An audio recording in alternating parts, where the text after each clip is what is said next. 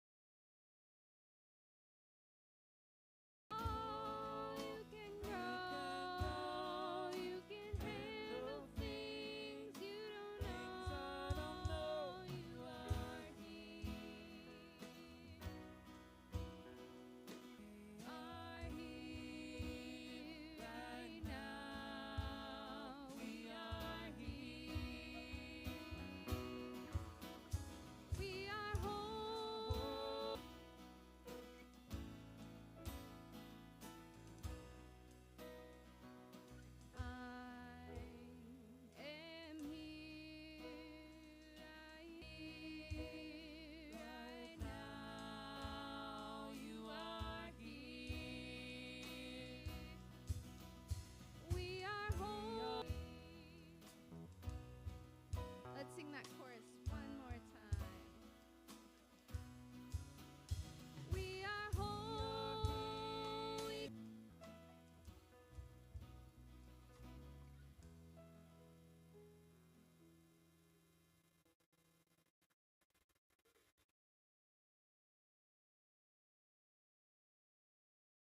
Thanks, band. Maya, you wrote that, right? Did you write those words? Maya!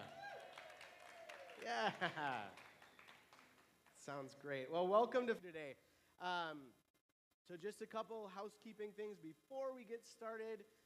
Very casual community. People are going to be filtering in, and you can feel free to just get up and move around. Coffee and control, like fully handicap accessible restrooms around the corner. There are signs up, so you can follow those if you're looking for that space. Let's see what else. Meeting here. We are going to be at Minnehaha Falls Bandshell for a series we're calling Loose Threads. And so there's a big poster over there about it. We got posters. If you got packing tape or staple gun, you know what to do. Okay, that's all I'm going to say. There's a bunch of these over at the welcome table. Feel free to grab one and do with it what you will. Yeah. Out in nature, the Bandshell, the Minnehaha Falls stage is just a beautiful place with these old oak trees. One of the things that recent research has indicated from out of like nature in art and in activism or like social, like serving your community, primarily, not even primarily in like Sunday morning gatherings always. Herzog Band the first week, who just had their album release party. That was very fun. And you may have heard of Chris Tripolino is doing music on week 2. And then on Burger is going to be with us. And then following those music sets, what we're going to do is have sort of like a live podcast recording. So this is like but are interested in community. You know, you don't go out if you're not, right? So what we're hoping to do is just have really good conversations and pull on this. And Dave Scher, you might know him as Agape, are going to be with us on week 1. And then Tabitha Montgomery, does everything in the city. Tabitha, Powderhorn Park Neighborhood Association. Yeah, Seward Co-op Board. Just incredible. So they own the building that we office in. And then the third week, Christian Ledesma, who's the principal at Roosevelt High School, is going to be with us for conversation. And then the final week, Katie Eckeberger is just, Spurs, does everybody have a Sunday paper? If you don't have one already, they're over by the entrance in a basket over there. Who's over there? Brittany? Brittany's waving right by where those are, so you can feel free to organize an opportunity if you feel so inclined to be a part of that. There's going to be some volunteer opportunities that you can reach out to Ashe for. With that, kids, there's a kids Sunday paper for you. If you don't have that already, that's right at this table over there by the door. And if you are a little-bodied person, maybe like to the right, and feel free to take advantage of that. And if you're a older than 3 kid, there's some activities like the kids just to you, and adults, we're going to be talking to you today, but not just to you. We're trying to do this all together. So, challenge accepted, right? Yeah. Great. Behind this entire series is that we have a fire in our bellies. We have what we're calling the ache, this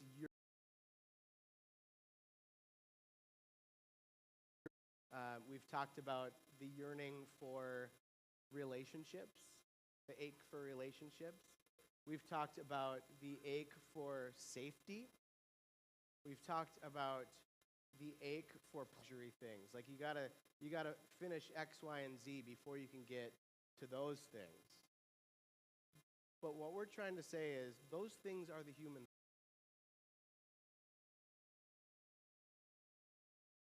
But that yearning might be the most divine and human thing in you. So this is where we're at today. This is the series that we're a part of in the last week or month. Need a break. I wonder how many times I have thought that, felt it, said it out loud. Like, oh, if I could just have like a minute to rest, right? Whether it's a really full calendar that we're in right now. Maybe it's relationships that are challenging and all of our attention is going into that and everything else just feels overwhelming. Maybe it's who knows what it is. You know what. How many of you have felt that feeling but then immediately picked up your phone and just like scrolled? Yeah. Or said, because that's how you've been enculturated, right? They go, I need a break, but that's weak, or that's something, I don't know. Just keep moving.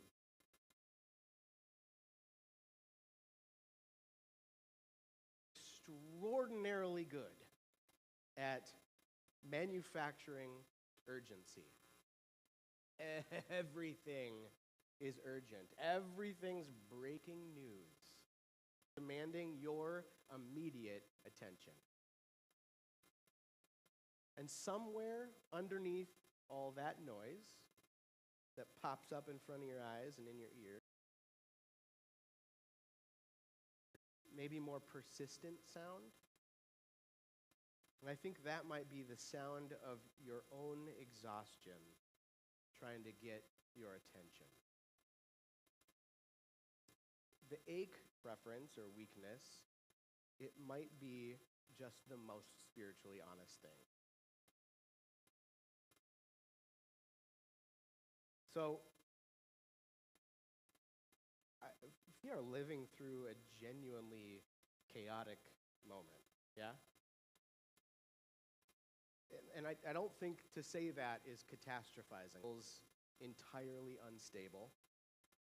The information environment that we're in is designed at a structural level to keep you angry.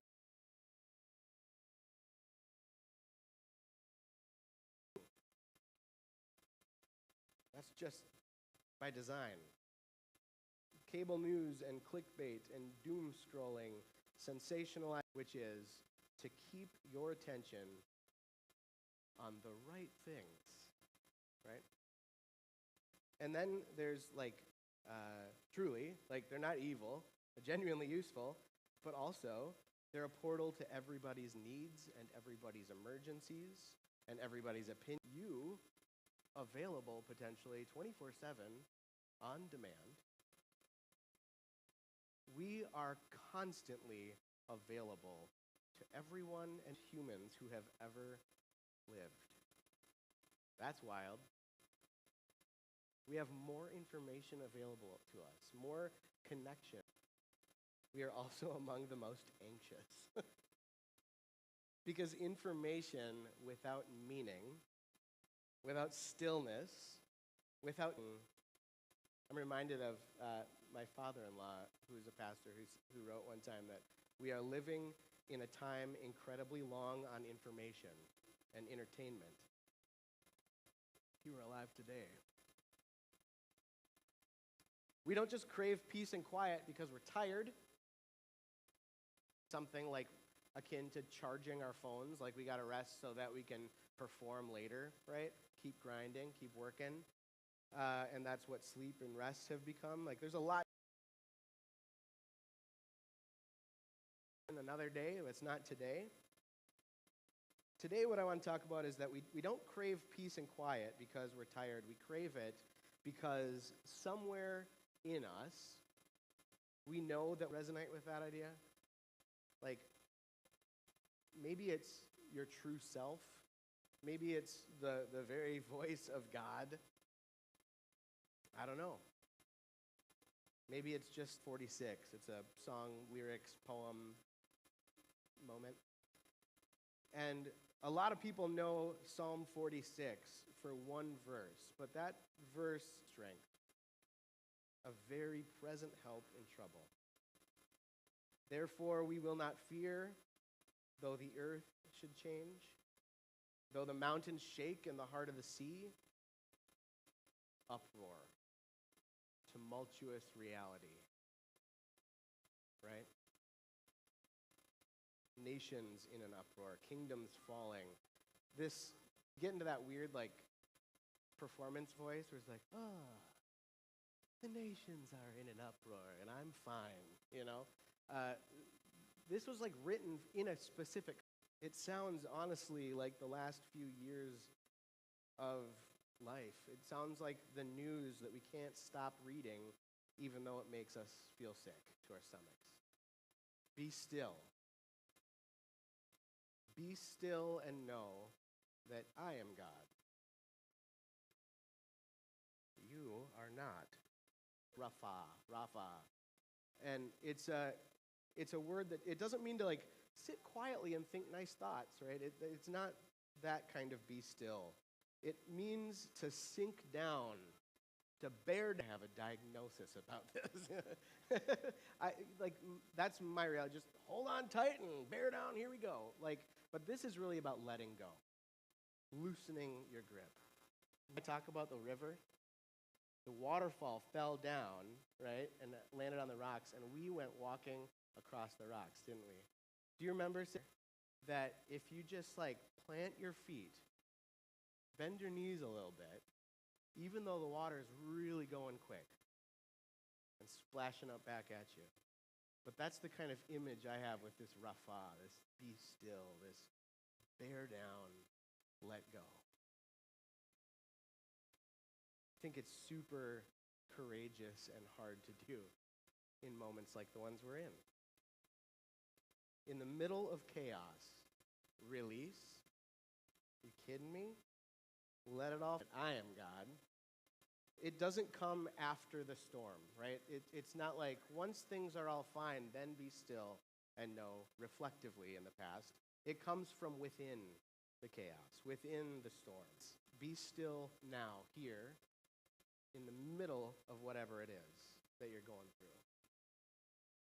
Let go for a minute. You can't force a thought away, right?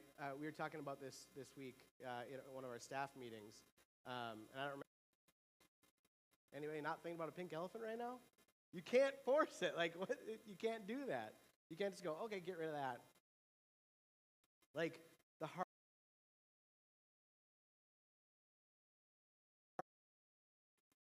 The louder that thought gets, what actually works, what therapists have found over and over again, isn't elimination, it's redirection. Notice them for something underneath. This means that the path to stillness, to that still, silent voice, quiet voice, the path to stillness isn't willpower, it's practice. Notifications, the posture of permanent availability. We've stopped giving ourselves the chance to hear what's actually underneath, what's actually deep within. Make out all the time. So I want to try something together right now. It might feel risky. It's kind of a guided meditation moment.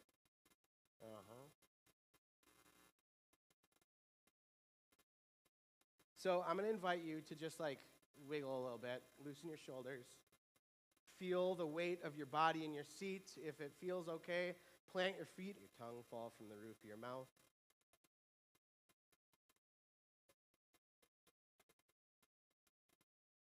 If you need to wiggle, if noises, I want to invite you to notice what's happening in your mind right now.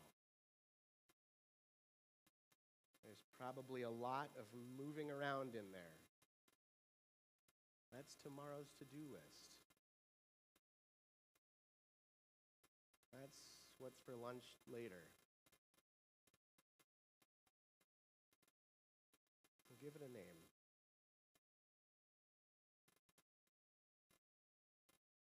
And then, gently, they're just set down. You can totally pick them back up when we're done. But for just this moment, for the next even 30 seconds, I'm going to be quiet. And we're going to let those thoughts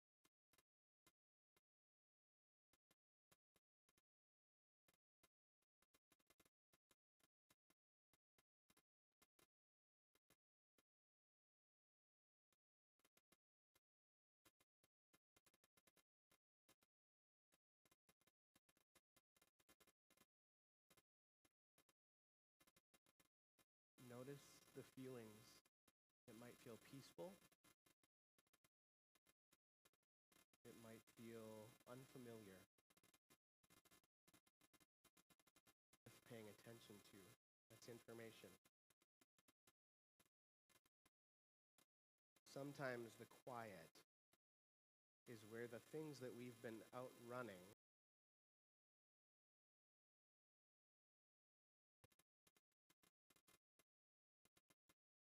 that still small place.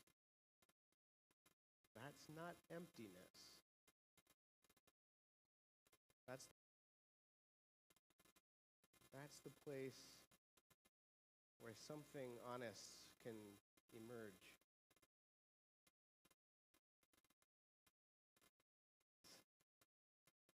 Just to get away for a minute.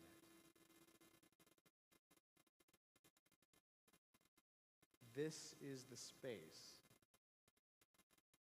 Quiet enough, not because the chaos outside disappears, because it's there, but because Rachel and I learned a song during my internship when I was in Holden Village. It's in central Washington. And there's this song that it's simple. Its melody is simple and it's short. The words are few and easily learned. Peace, be still. The storm rages. Peace, be still. In my most overwhelmed, these words, peace, be still. The storm rages, peace, be still. these words have a way of just surfacing from somewhere deep inside my guts.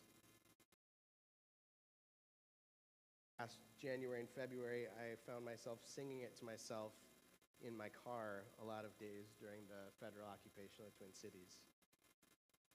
Not because I conjured them, they just sort of bubbled up.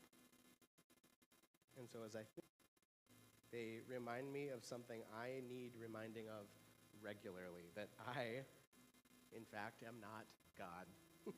I'm not in control of anything beyond myself. Is still mine, and it's still yours. So I want to offer this song to you today, not just as something to hear, a rhythm to return to when your body feels dysregulated and you need something to anchor to, kind of a way back into yourself. A little bit, you're going to learn it immediately. It's easy. And if you feel comfortable, sing it. Own it. Hum it.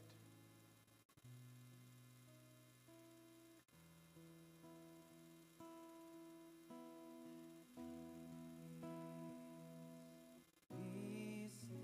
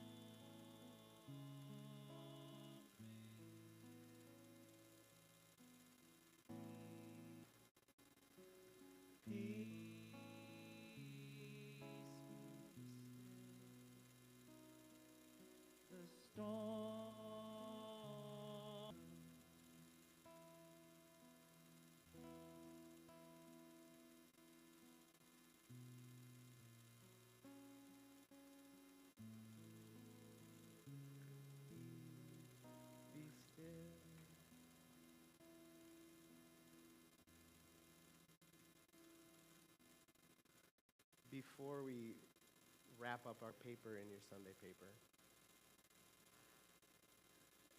and if you have that and you have a pen, I want to invite you to write down or draw a picture of what's one thing that keeps you from your own peace. Whatever it is, I want to invite you to give it a name and write it down. And then on our way out today, you maybe notice offer those things to the fire. Because the world needs more people who know how to stop, who've practiced planting their feet. Peace, be still. We're practicing being keepers.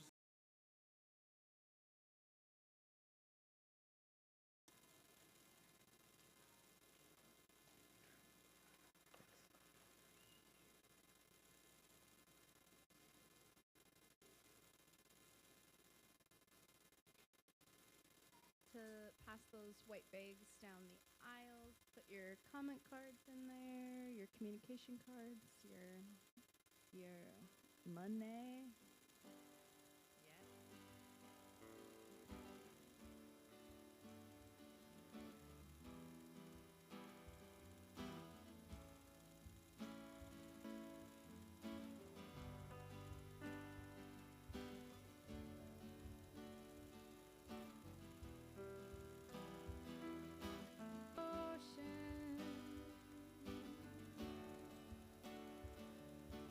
Waves are coming in, waves are coming in the ocean.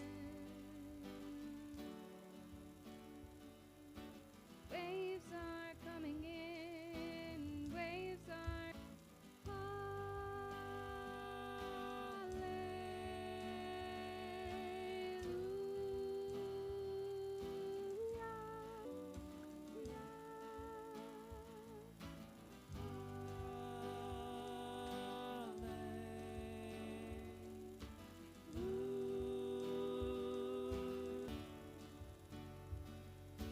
waves are coming in, waves are coming in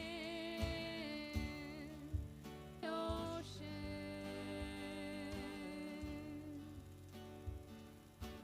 Waves are coming in, waves are coming in. Yeah, just let's sing it out. So pick your favorite part. There is so much waves are coming in, waves are coming in. There's near the ocean.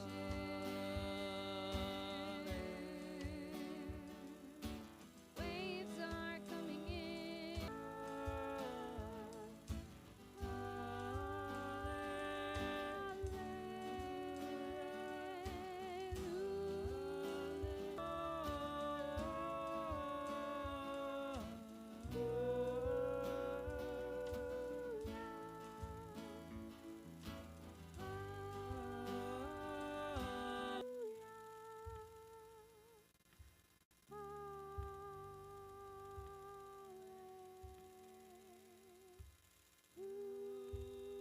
Similar to the song Ian taught us because it's so easy. The words are, we are all just walking each other home.